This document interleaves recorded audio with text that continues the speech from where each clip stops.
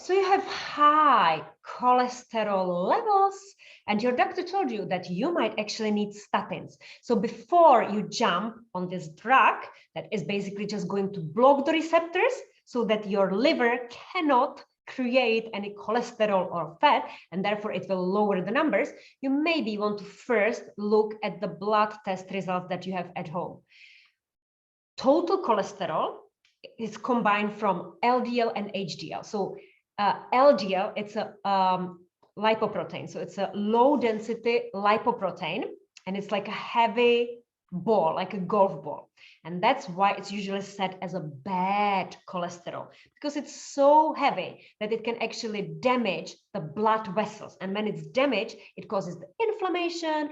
It brings the macrophages, which are the white blood cells, the big eaters that are going to eat the damage, and they create foam cells under one of the layers. And that is creating the plaque. And the plaque is then causing the cardiovascular disease or other health problems. So that's why usually the LDL cholesterol, when it's oxidized, is called a bad cholesterol. But it's actually not bad. We need it as well, because LDL is taking the repackaged cholesterol, the triglycerides, and carries it to the cells.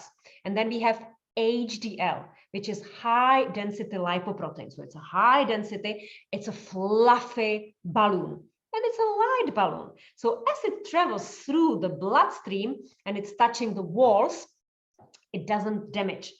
And it has another function. So it's not taking it from the liver to the cells, but it's taking it from the bloodstreams like a scavenger and brings it to the liver and says to the liver to either repackage it, use it for something else, turn it into the bile and remove it from the body. So that's why the HDL is usually called good cholesterol, because it's helping us.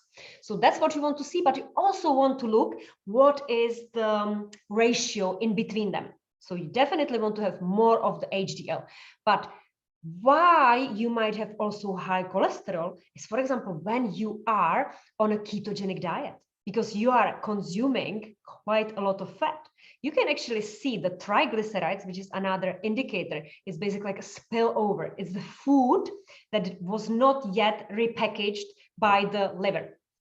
One of the reasons why you might actually have high cholesterol is not from the fat, but it's from the sugar.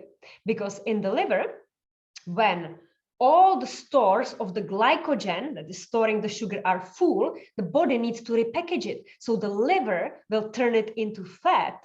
And then we have higher LDL, because the LDL is trying to carry it away from the liver to store it on the body in the cells. So before you start taking statins and thinking, I have the high cholesterol, and before you start avoiding cholesterol that we actually need, because it is a building block of steroid hormones, estrogen, progesterone, testosterone, and cortisol, the stress hormone, consider that. And if you would like to know more how the body works, you would want me to interpret your blood test results, or you would want a nutritional advice, then get in touch with me.